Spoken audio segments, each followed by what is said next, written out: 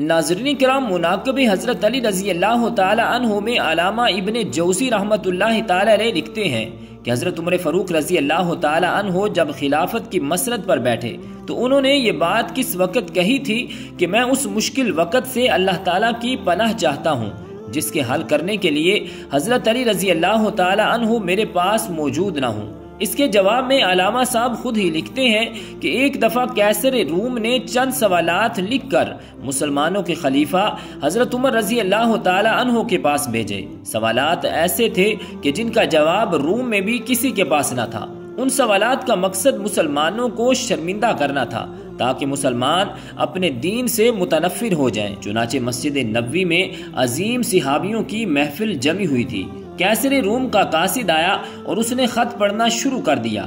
خط کی تحریر کچھ یوں تھی کہ بادشاہ روم نے لکھا تھا، یہ خط ہے بادشاہ روم قیصر بنی الاصغر کا وقت کے خلیفہ حضرت عمر رضی اللہ تعالی عنہ کی طرف کہ میں نے جو سوالات لکھے ہیں مجھے ان سب کے جوابات بتا دیجئے۔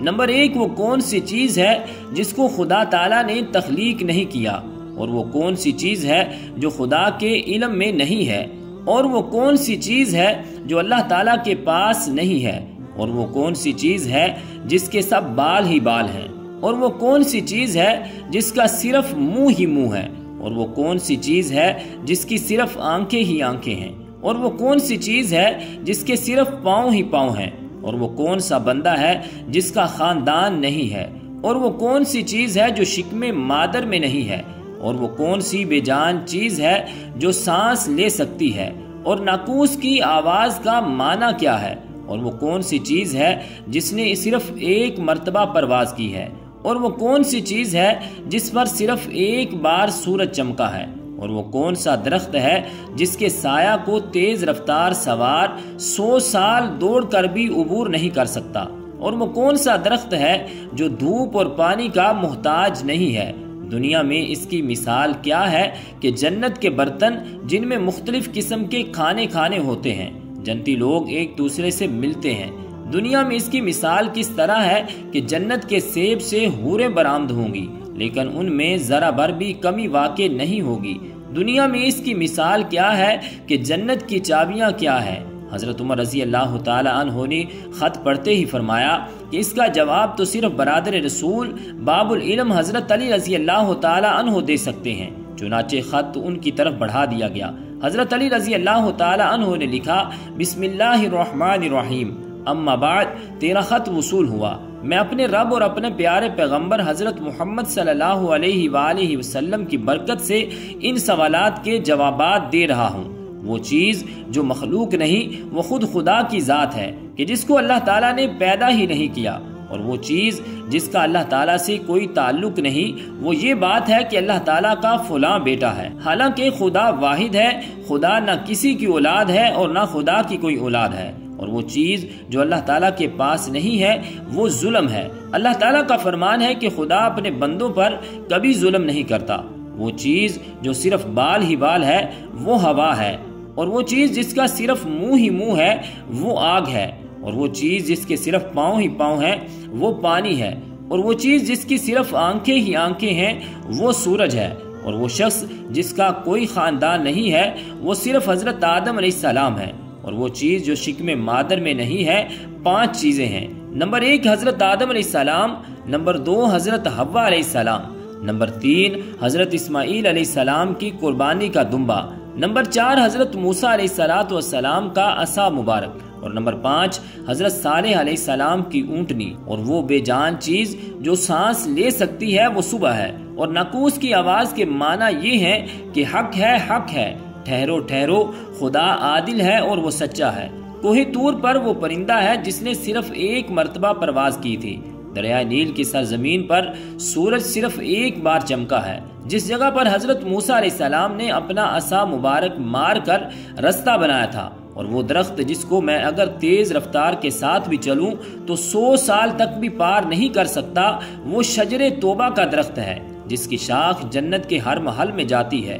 دنیا میں اس کی مثال سورج ہے جس کی گردن ہر گھر میں پہنچتی ہے اور تمام زمین اس کی روشنی سے روشن ہو جاتی ہے، اور وہ درخت جو پانی کے بغیر اگایا گیا تھا، اللہ تعالیٰ نے ارشاد فرمایا ہم اپنے پیارے حبیب کے لیے کدو کی بیل اگاتے ہیں۔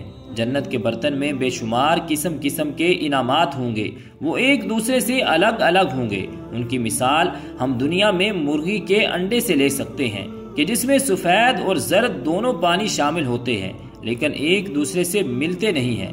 اور جنت میں جو سیب عطا کیا جائے گا اس سے حور برآمد ہوگی، اس کی مثال ایسے ہے جیسا کہ سیب سے کیڑا باہر نکلتا ہے لیکن اس میں کمی واقع نہیں ہوتی۔ اور وہ چیز جو دنیا میں سب کے لیے برابر ہے، چاہے مومن ہو یا کافر ہو، لیکن آخرت میں وہ صرف اور صرف مومن کو عطا کی جائے گی۔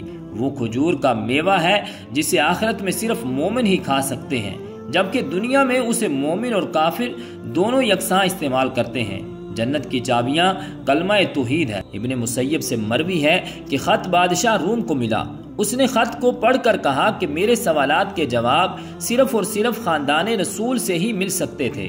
پھر دریافت کیا کہ یہ جواب کس اعلیٰ ہستی نے دیے ہیں، تو ایلچی نے جواب دیا کہ ان سوالات کے جواب مولا علی ابن طالب رضی اللہ تعالی عنہ، جس کو حضرت محمد صلی اللہ علیہ وآلہ وسلم نے علم کا دروازہ کہا ہے، اس عظیم شخصیت نے دیے ہیں۔ یہ خط پڑھنے کے بعد کیسر روم نے حضرت علی رضی اللہ تعالی عنہ کو خط لکھا کہ مجھے آپ کا ارسال کیا ہوا خط مل گیا ہے، وہ پڑھ کر مجھے یقین ہو گیا ہے کہ آپ اہل بیت میں سے ہیں، آپ ہی حقیقی شجاعت اور علم کے وارث ہیں۔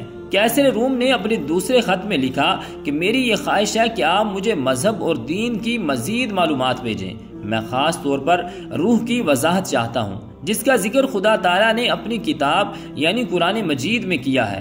اے نبی، لوگ روح کے بارے میں تجھ سے پوچھتے ہیں، تم انہیں بتا دو کہ روح میرے پروردگار کا امر ہے۔ اے علی، یہ روح کیا چیز ہے؟ مولا علی رضی اللہ تعالی عنہ نے جواباً خط میں یہ لکھا کہ اما بعد، روح ایک نورانی نقطہ ہے اور ایک غیر مرئی مخلوق ہے جس کو اللہ تعالیٰ نے اپنی قدرت کاملہ سے پیدا فرمایا ہے اور اپنے خاص خزانہ سے نکال کر اپنی ملکیت میں رکھا ہوا ہے، اور یہی روح ہی اصل میں ہر چیز کا سبب زندگی ہے، اور ہر روح جاندار کے پاس ایک وقت مقررہ تک امانت ہے۔ جب اس کی مدت مکمل ہو جاتی ہے تو خدا اسے واپس اپنے پاس بلا لیتا ہے۔ تو رب ذوالجلال کی بارگاہ اقدس میں دعا ہے کہ خالق کائنات ہمیں عمل کی توفیق اور ہمت عطا فرمائے، آمین، بجاہ النبی الکریم الامین۔